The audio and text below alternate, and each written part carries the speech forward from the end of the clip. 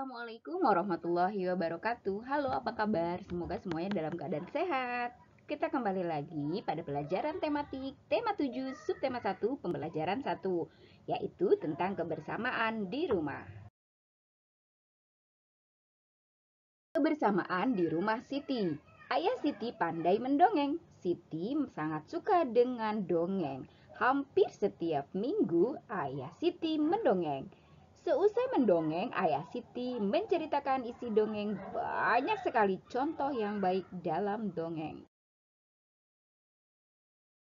Ayo bercerita. Dengarkan dongeng kecerdikan menumbuhkan kebaikan yang disampaikan oleh gurumu. Sekarang kita mencoba. Ayo cari tahu tentang isi dongeng yang disampaikan oleh gurumu.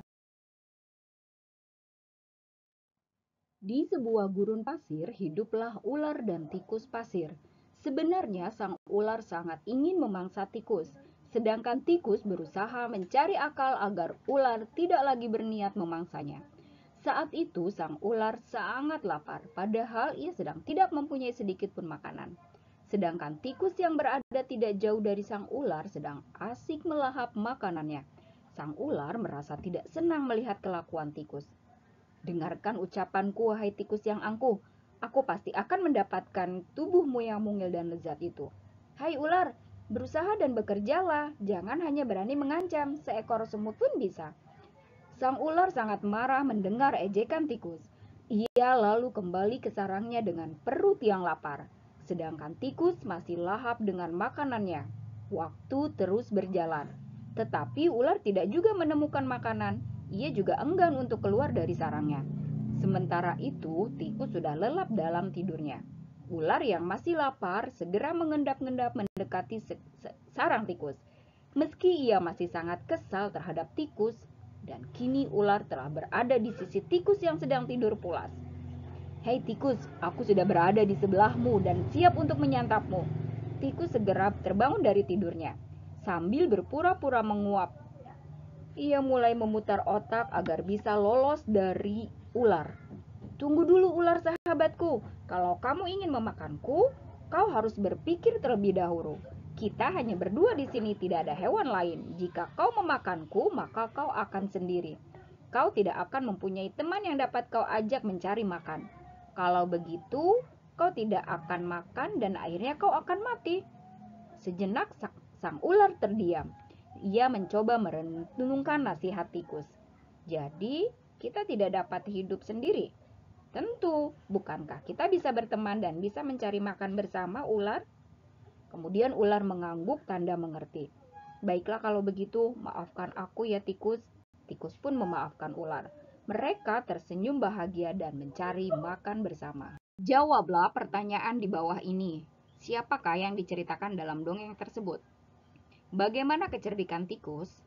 Mengapa ular dan tikus dapat hidup bersama? Yuk mengamati. Ibu menghidangkan 3 buah kue donat. Setiap kue dipotong menjadi 2 potongan sama besar. Siti, Ali, dan Ayah mengambil masing-masing 1 potong. Siti sangat senang bersama keluarga di rumah. Kita akan mengenal pecahan.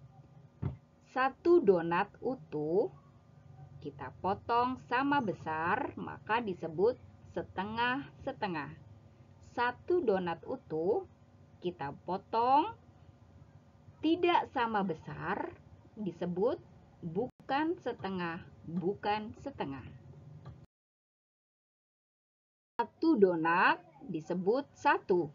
2 bagian donat disebut sama besar.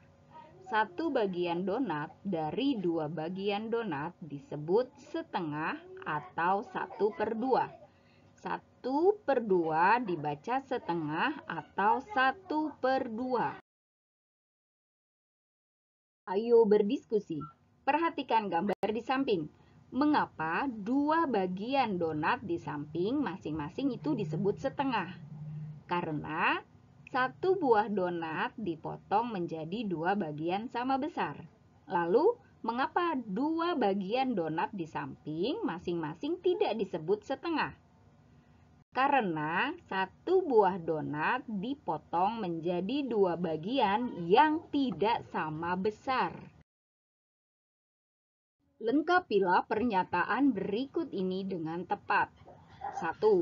Sebuah donat dibagi menjadi dua bagian sama besar.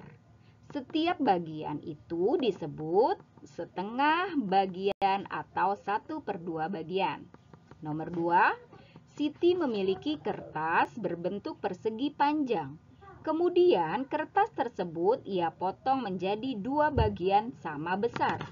Setiap potong kertas itu adalah setengah bagian atau 1/2 bagian. Nomor 3. Siti memiliki kue donat. Siti ingin mendapatkan setengah bagian dari kue tersebut. Siti harus memotong kue tersebut menjadi dua bagian sama besar. Nomor 4. Agar mendapatkan kue setengah bagian, maka kita harus membagi dua kue tersebut dengan ukuran sama besar. Arsirlah setengah bagian dari gambar berikut. Dekat rumah Siti terdapat pos penjagaan. Di sana terdapat kentongan. Kita dapat membuat bunyi kentongan bervariasi. Bunyi yang teratur berulang disebut birama. Sekarang kita akan belajar pola ketukan birama. Untuk K yang berarti berwarna merah disebut bunyi kuat. Untuk tanda L, bunyi lemah. Kita akan membedakan bunyi kuat dan bunyi lemah. Contohnya seperti mengetuk meja. Lalu dengan tepukan kedua tangan. Jika kita bedakan, kita bandingkan, maka bunyi yang pertama itu lebih kuat daripada bunyi yang kedua.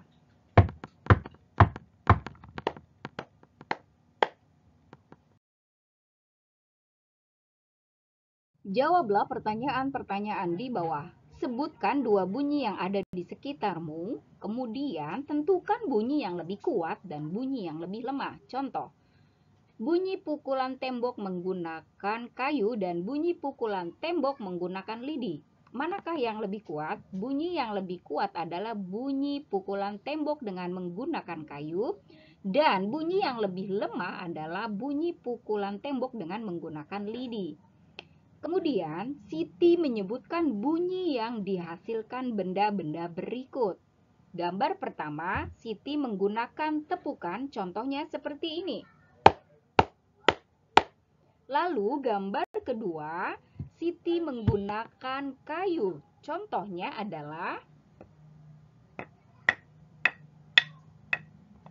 dan yang ketiga dengan menggunakan kentongan.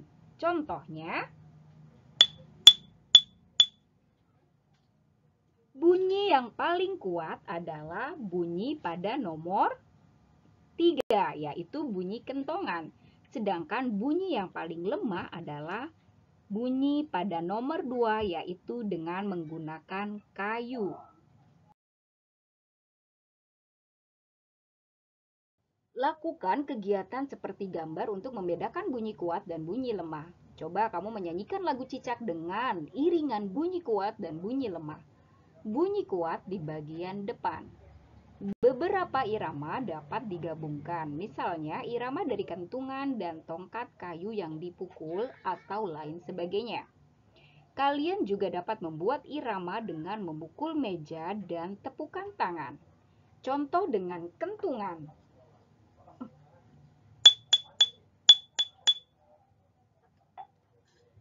Dengan pukulan kayu. Kemudian dengan ketukan meja.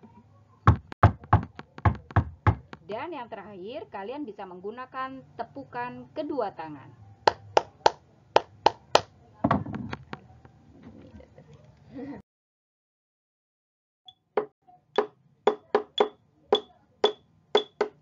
Cicak, cicak di dinding, diam-diam merayap.